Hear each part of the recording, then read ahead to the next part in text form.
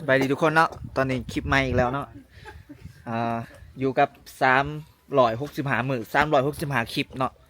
เป็นคลิปที่2ที่3ที่4เนาะประมาณนี้เนาะน่าจะลงคลิปที่3เนาะมากินแบะกินแบะอยู่เพื่อนอายเขาเนาะพูดเนาะถึงความแบะในบ้านได้เพื่อนนี่เนาะในบ้านว่าโปรเจกต์แบะเพื่อนนี่ก็สัมซอยโตสุดท้ายมันว่าเอาเนาะนี่ก็ซีนนี่เสร็จครับซอยจุพอคั่วซอยกันเอาถ่ายลายเบื่อเนาะมีดมันอันตรายเนาะมันถึกแบนถ่ายว่านากินตับหวานเนาะโอ้สถานที่เข้าดาวเนาะนี่สถานที่ป่ะนี่หากระผ่านผลไม้นี่หากระมันยังข่างอยู่บ่ยังบ่ทันได้สว่างนะบ่มีสิทธิ์สว่างวันที่3ยังสิมีอีกอยู่วันที่2นี่มีแล้วบ่มีสิทธิ์สว่างเนาะนี่ครับมีแต่พี่แต่น้องเนาะปีนี่นี่ก็ร้านทรายโอ้ใหญ่เป็นบ่าวเนาะบ่ทันได้เมียปีหน้าก็เอาเลยดิยังโดนฮะยังหาผู้สาวอยู่ยังหาอยู่เอาเนาะไผผู้สนใจผู้บ่าวห้วยเต่าเนาะบ่าวห้วยเต่าเจ้าของหานตัดผมนี่หานตัดผมเพิ่นเนาะมีหานเดียวในห้วยเต่าเนาะยืนหนึ่งในหานเพิ่นนี่ผู้สาวตัดพี่ผู้สาวตัดฟรีได้เนาะบ่าวเสียเงินเนาะมีอันนั้นเนาะมื้อนี้มีอันนั้นแม่นวงดนตรีมาบัดขดบ่ขี่รถไกลมาหนุ่มยังมามื้อนี้พี่เปรมเอ้านุ่มกิ๊บปอมกันท่านนี่ก็ได้ก็เชิญเชิญเด้อทางบรรดาเจ้าภาพเนาะเอามาเด้อจับจอกเพื่อเป็นสีสันในงานเอาเด้อทางไอเลี้ยงเด้อทางนั้นเด้อจับมือกีบอร์ดชวดๆนำกันเด้อเสียดายบ่ได้มาเข้าดาวเนาะไปเตาเป็นบ้านไม่เฒ่าพ่อเฒ่าเว้ย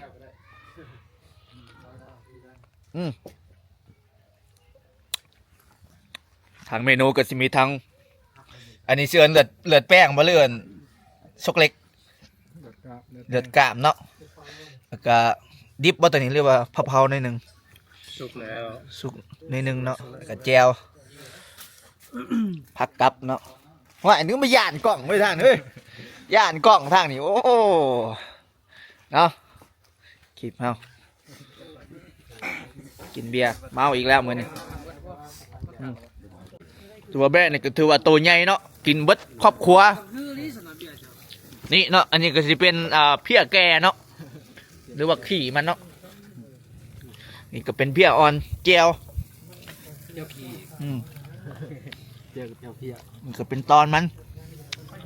อันนี้ตัวสัตว์ตัวสื่อเหมือนเนาะเอาโคศกนี่กินน้ำเบ้าน้ำเนาะอย่าเผามันจะคมปวดแล้วคมหรือเปล่า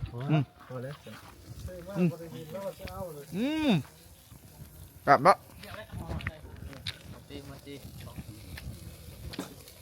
เอาท่านนี่กับปิ้งเนาะอันนี้เอิ้นว่าปิ้งยังนี่ใส่เวียดหรือว่าใส่ขี้ไม่เห็นเนาะเอิ้นง่ายๆว่าใส่เวียดแล้วก็ปั้มก็อยู่อันตะเปยคือเก่าปะเป็นห้องเลขาแล้วห้องมาหนาปกป้องเลขาหรอนะเลขามีอ่ะยำไปตลาดคือครับเมื่อไม่มี5โอกาสมาบาทเพิ่มมาสิอย่างตักอย่างลักเห็นหนาได้เนี่ยกินทุกอันเลยไปทิ้นละมือช่องมือเนาะเดือนเก่าๆเลยใช่ป่ะเดือนป้ายนะกูไปกับไปดูไปกองกระสุ่มมันเดือนชีทิศอาทิตย์แล้วจับเลยหาก็มาเนี่ยก็เดือนป้ายเลย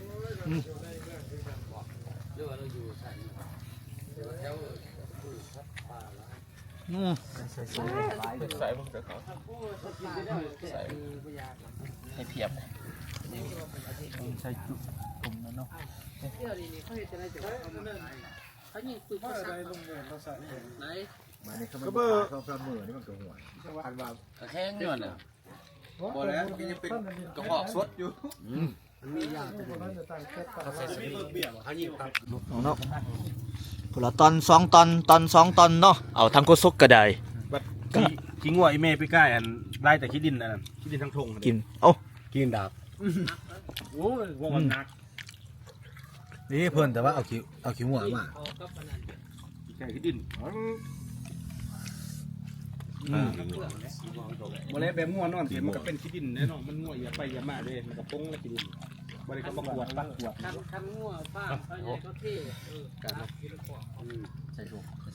มันตัวนี้มาเนาะ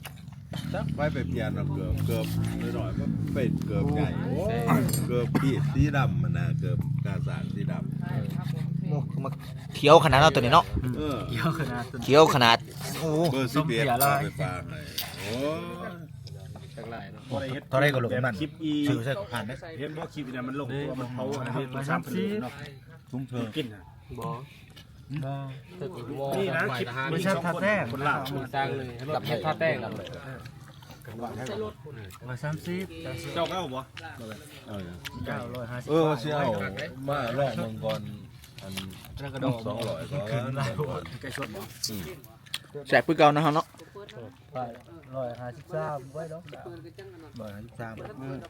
กินแต่กุ๊กนึงได้แต่เท่านั้นได้60ได้แต่10กุ๊กกันแต่ใส่ประหยัด อืม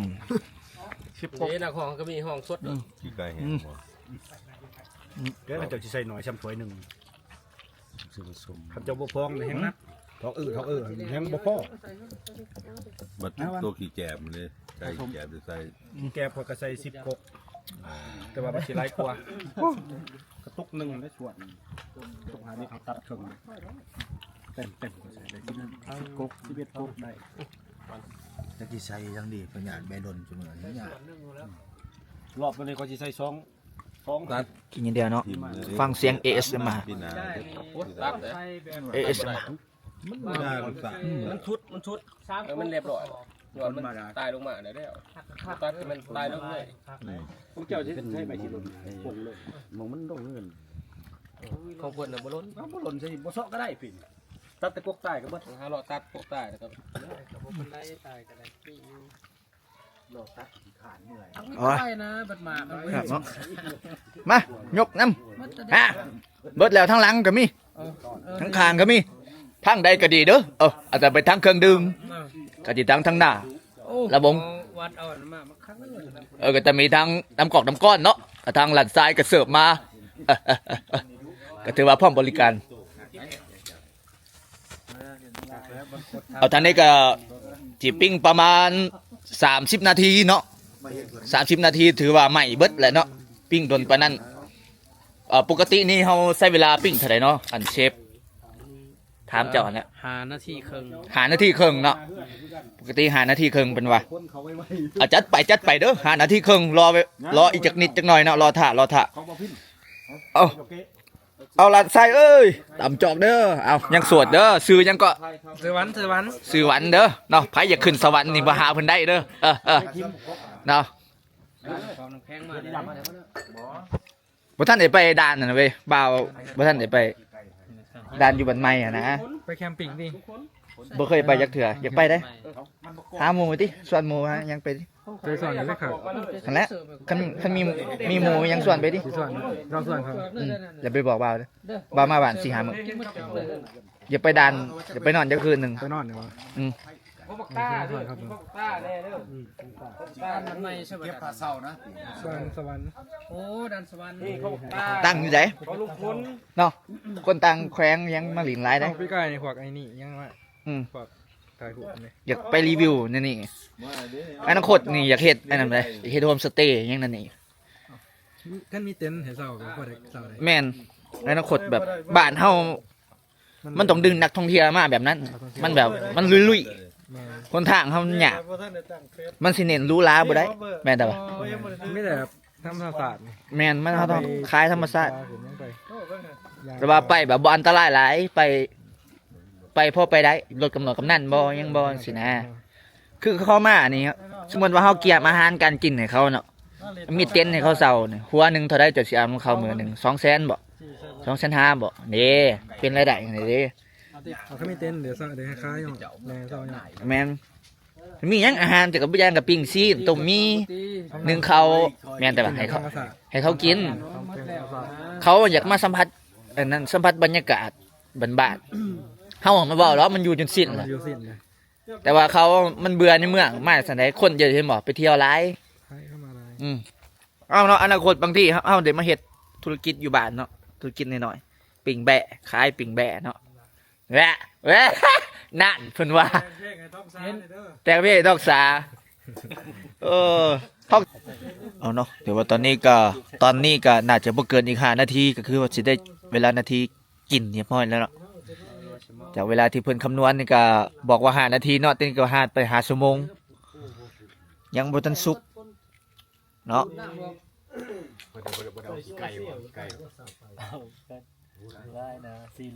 เดี๋ยวว่าการสนทนากันก็สิเป็นเรื่องขี้ไก่เนาะ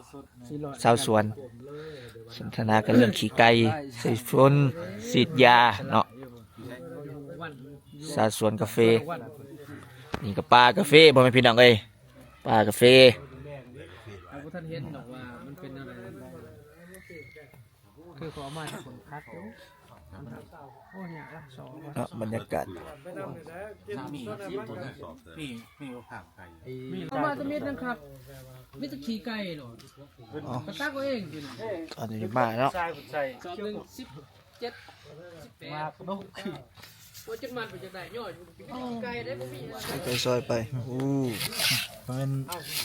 มันมีไข่มุกน้ำมันไข่มุกไล่จ้ะ อ๋อชื่อว่าไข่หมก แถวจะได้บ่สาว โตเดี๋ยวนี้ตะก่อนแข้งมัน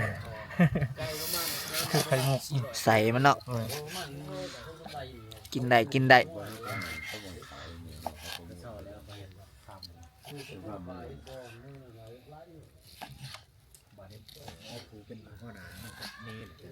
นี่เลย บ่มีขี้ไก่ขี้กายนะเดี๋ยวโอ้ยใส่เวียน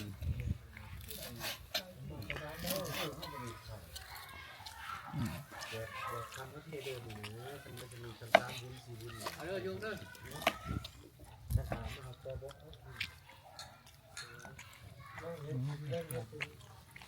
ใส่จานไปทั้งคู่เลย นะก็คือป้า2 โลซื้อปลาดุกกัน4 โล5 โลกินเบิดเลยนะปลาดุกกันแม่ป้าเชื่อเขาบอกว่าไปเดือนด้วยป้าเสนอต้นนิดเราเรียกเสนอต้นสีอะไร แห้งกินแห้งมันเนาะมันแจ็บ เพราะว่ามันแต่ต้นหน่อยก็แย่กับมันแก่ ๆบรรยากาศบ้านเฮา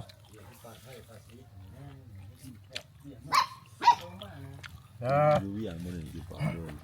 อยู่เวียง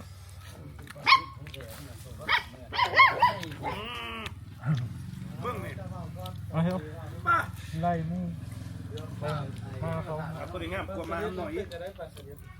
นี่ป้าแบบป้ามาแปรว่าลูกบอกแปร เนาะขึ้นไปน้ำแกงไปน้ำจิบเบียร์ไปน้ำ เปิดมาใส่แล้ว จะมาคอยเลี้ยงจะมาเอาปัสสาวะแต่ละมาเลี้ยงไว้ไปมาทั้ง ถามนี่นะ ในนี้มีแต่อาเซียกาแฟเนาะเป็น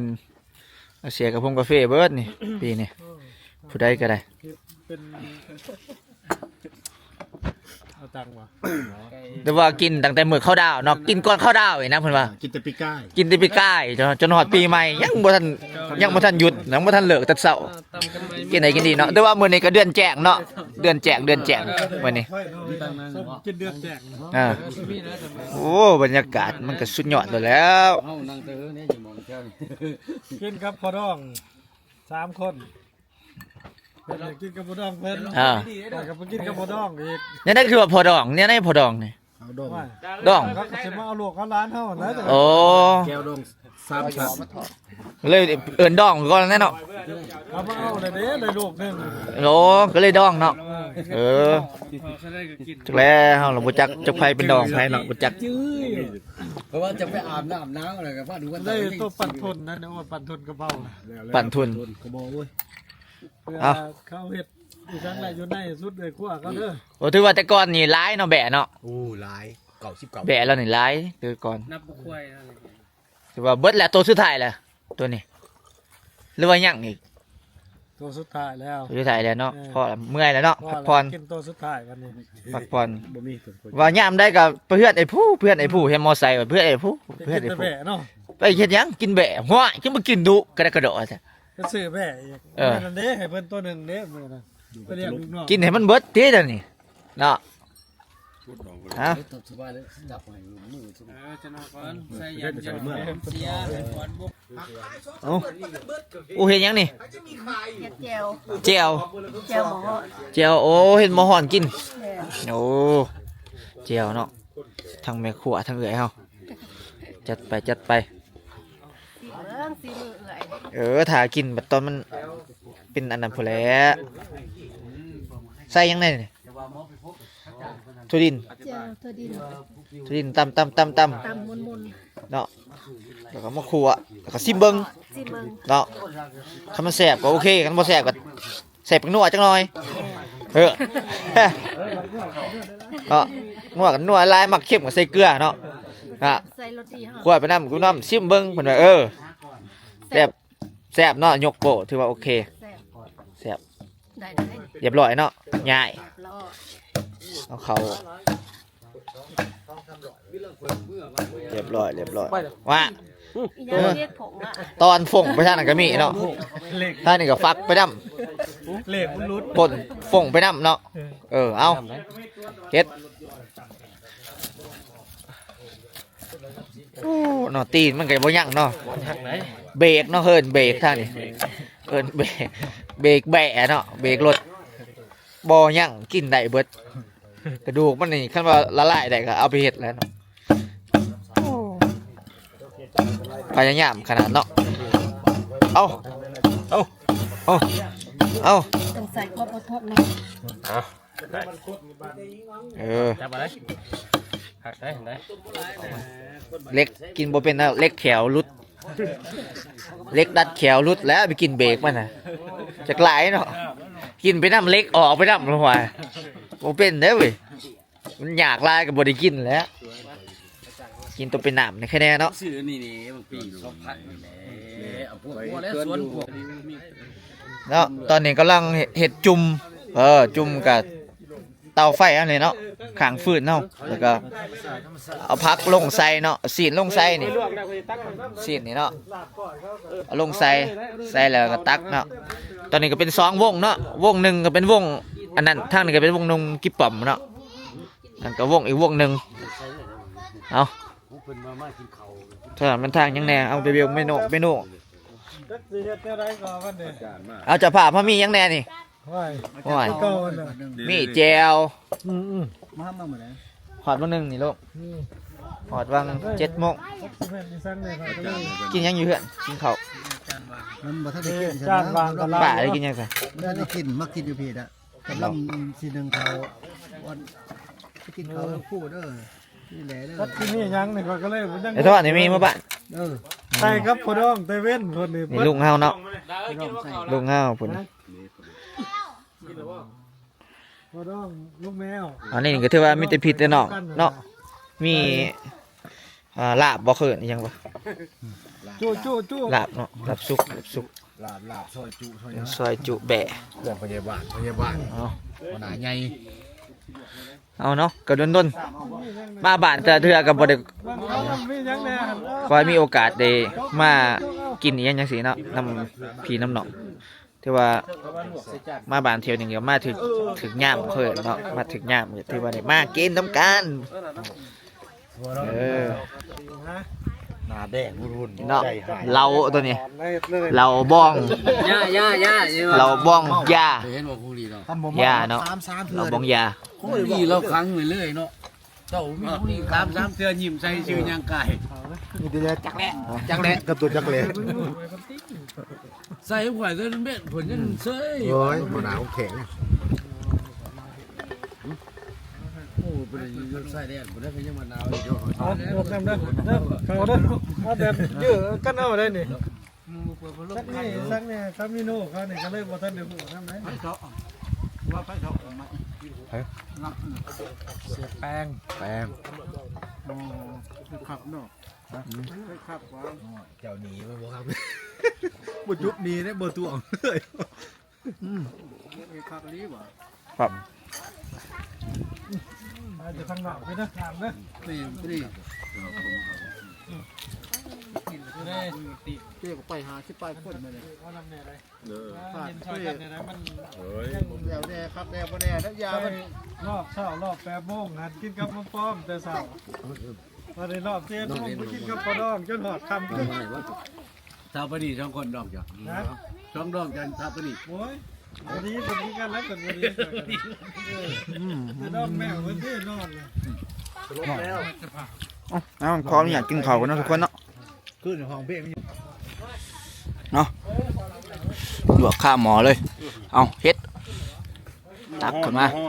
หมอฮ้อนเนาะหมอฮ้อนสไตล์หวยเตาแล้วก็ลวกแล้วก็กินเอ้าขักหลาย สุดไฟไปเลยนี่ ๆอืม สุดไฟเลยนี่ บ่มีเสียค่าไฟรุ่นนี่บ่มีไฟแพงอีกเอาเจะหน่อยพักเบรกกันยกหนึงเอาเนาะก็ถือว่าเหมือนซื่นมื้อนี้ก็ได้ครบหน้าครบตาบ่ครบดอกเนาะคือสิเว้าเรื่องพี่น้องนี่บึดบ่ครบดอกก็บางส่วนไก่สิทธิ์พอไปมาหาสู่กันง่ายก็มาเนาะเอาโดนๆมาโอ้กินอิ่มติ๊กแขวซะมาปีนี่เว้ากว้างไปน้ำเทนตอนเนาะช่วงพักก่อนมันยังแหนนท้องพักก่อนเพราะทางนี้คุ้มกินเบียร์เลยเนาะเอาเนาะทางนี้ก็กินโอ้หมอหอนแบบฮะแบบได้กินแบบในเมืองมันเป็นแบบได้แดนเป็นในเมืองโอ้มีปลาหมึกอยู่เนาะ อันนี้แบบธรรมดาเด้ ธรรมดา บ่ได้รู้ล้าได้แบบ กินแบบอาเซียอาเจชาวสวนเขากินเนาะเขากินอันนี้เนาะมีแต่อาเซียอาเจเด้อสิเรียกว่าคนบ้านนอกเด้อเนาะนี่ก็ใส่หม้อฮะตะกี้เอิ้นขาปักซองเด้อนี่เด้เอิ้นเสียเอิ้นเจเอิ้นเสียเจเอิ้นก็บ่เครียดไปได้นะมันความจริงเนาะเนาะอันลวกแล้วก็เอามาใส่แล้วก็จ้ำมีแจ่วเพียแจ่วนี่น้ำจิ้มเฮ็ดเองได้นี่ถั่วดินแล้วก็มะเขือขัวเนาะแล้วก็มีกะทินำบ่ใส่มะพร้าวนำบ่บ่ใส่เนาะใส่แต่ถั่วดินพอถั่วดินเอากินอันนี้ป้าเฮาอันนี้ป้าคนสวยใหญ่ใจดีป้าใหญ่ใจดีคือเก่านี่ยืนขวาเนาะบางกี้หันแม่นอยู่เนาะอยู่หันอยู่นอกหันอยู่ในบรรยากาศอยู่ในมีแต่พี่แต่น้อง เก่าเพราะว่าโอ้ยเด็กหน่อยก็สร้างเสื้อไม่สู้คนใดน้ำคือเก่า มีแต่พี่แต่น้อง ทัวกันอยู่บ่ลูกฮักทัวกันลูกกินเหรอ แล้วอิ่มแล้วฮะ นี่ต้นฉบับ มาเบิ่งต้นฉบับโอ้ถือว่าตัวนี้ลวก อันนี้แบบยังวะนี่ ห้วยมันคือกระดากระโดดอะไร แบบยังวะ ซ้ำเห็ดห้องท่านเว้ยขนาดเว้ยเห็ดอันนั้นบักใหญ่ขนาดเป็นแบะตัวเดียวบ่เลยมัน10 ตัวนี่คือคันแบะมันแบะใหญ่บ่ เบใหญ่ ก็ถือว่าเสบียงเพิ่นน่ะบ่ว่าจะเป็นผักเป็นเส้นเป็นหยังเพิ่นก็เกี่ยมลวกอยู่นี่เนาะหลังจากลวกสุกแล้วก็ย่อใส่ไปทางนั้นท่านนั้นก็กินเนาะท่านนี่ก็เฮ็ดผู้เฮ็ดนี่จักกินล่ะหรือบ่เนาะ บ่เป็นหยัง เนาะให้พี่ได้น้องได้กินก็อิ่มอกอิ่มใจจังว่า ดีใจนะเห็นไอ้น้องมาดี พี่เอ้ยน้องมากข่อยดีใจเอ้ยน้องกลับไปไผล้างถ้วยบัดนี้บอกวัดบ่อย่าภาพล้างถ้วยเนาะว่าโปรเจกต์เลี้ยงแบะเพิ่นก็เลี้ยงมายาวนานเนาะเลี้ยงมายาวนานเลยว่าถอนเวลาพักผ่อนแล้วเกษียณแล้ว มือกองได้กินอยู่ อิ่มแล้วหลังจากอิ่มแล้วมือกล้องก็เลาะเป็นโคตรซกแล้วบัดนี้เส้นแซ่บบัดนี้ทุกคนเอา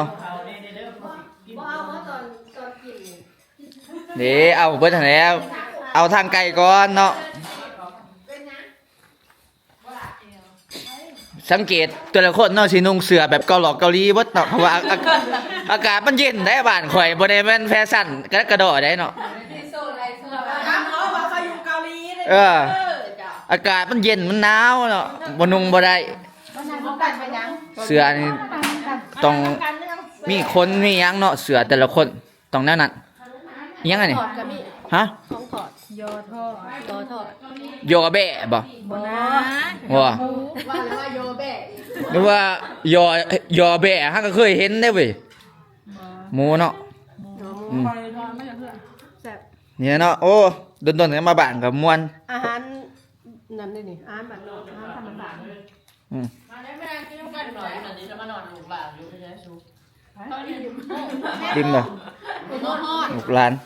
เขาอิ่มแล้ว โอ้ อะไรกินน้ำ ปีกหมูแล้วเปิ่น เขาบอกว่าเดี๋ยวฉัน ปีกหมู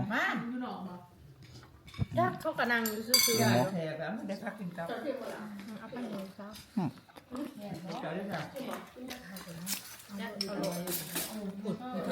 จังใหญ่ ๆพักตลอด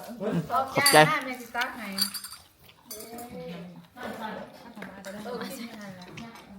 ไอ้ทอดเมื่อบ้านเนาะไอ้ทอดไอ้มีมือมาเอาไปอุบลต่อ อันนั้นเขาไปหรอบอกว่ากันกันเนี่ยไปผีติ้มมันเขา โอ้ยอิ่มเนาะอิ่มเลยแบบเดียวอ่ะเบิ่งพี่เบิ่งน้องเนาะอันนี้พี่เอื้อยเนาะเมียของอ้ายเจ้าพี่น้องนี่พี่น้องนี่ป้า ยังไม่รู้ว่ามันจะเสียนะมันสิเบิดโคตรจ่